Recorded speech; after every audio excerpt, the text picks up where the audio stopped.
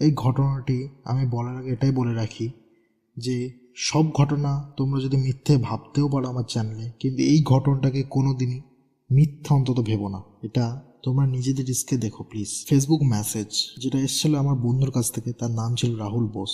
আমরা একসঙ্গেই পড়তাম আশুতোষ কলেজে। নর্থ কলকাতার পুরনো এক বাড়িতে থাকতো রাহুল বোস। একদিন রাত 1:47 বাজে, তখন ফেসবুকে একটা নোটিফিকেশন আসে আমার কাছে, রাহুল বোসের মেসেজ।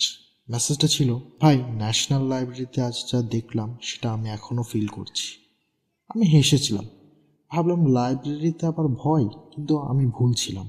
রাহুল বলেছিল কলেজ প্রজেক্টের জন্য সে ন্যাশনাল লাইব্রেরিতে গেছিল। ভেতরে ঢুকেই একটা অদ্ভুত সাইলেন্স সে অনুভব করেছিল। হঠাৎ সে একটা আওয়াজ শুনতে পায়, পিছন থেকে কেউ চলে গেল। সে ঘুরে তাকায়, কেউ নেই। তারপর কানে খুব আস্তে একটা শব্দ আসে, শেলফ থেকে একটা আওয়াজ। রাহুল একদম ফ্রিজ হয়ে যায়। একটা পুরনো বই নিচে নিচে শেলফ থেকে পড়ে যায়। ঠিক তখনই পাশের চেয়ারটা খস করে সরে যায়। সে বলেছিল, ভাই ওই সাইলেন্সের মধ্যে সাউন্ডটা ন্যাচারাল ছিল না। একটা হুইসেলের আওয়াজ পাওয়া যায়। সে একজন মহিলাকে দেখে, সাদা পোশাকে, চুল বাঁধা, মুখ দেখা যাচ্ছে না। মহিলাটা হেঁটে নয়, ভেসে ভেসে বুক শেলফ ইন্সপেক্ট করছে। রাহুল নিজের চোখটা পলক ফেলতেই সে আর নেই। একটা কর্নারে দেওয়াল আছে, কিন্তু দরজা নেই। ভেতর থেকে আসে ভেজা মাটির গন্ধ। স্টাফ শুধু বলেছিল, এটা সেলড, ওখানে কেউ যায় না। বেরোনোর সময় ওয়াচম্যান একটা কথা বলে, এইখানে যে তুমি এসেছো আর যেগুলো তুমি ফেস করেছো ওগুলো কাউকে অন্তত বলো না। রাহুল কিন্তু হাসেনি, সে সোজা বাড়ি চলে যায়। নর্থ কলকাতার পুরনো বাড়ি। রাত 2টো বাজে তখন। রাহুল ঘুমিয়ে পড়ে। স্বপ্নে সে আবার ন্যাশনাল লাইব্রেরিটাকে দেখতে পায়। সে দেখতে পায় যে সে ন্যাশনাল লাইব্রেরির ওই রুমে বসে আছে এবং একটা বই পড়ছে। সে বইটা পেজ উল্টাতে উল্টাতে সে একটা জিনিস দেখে, শুধু লেখা আছে, তোমার বাড়ি নর্থ কলকাতা, আমরা চিনি। ঘুম ভেঙে যায় তক্ষণি রাহুলের। ঘরের দরজা ভেতর থেকেই লক।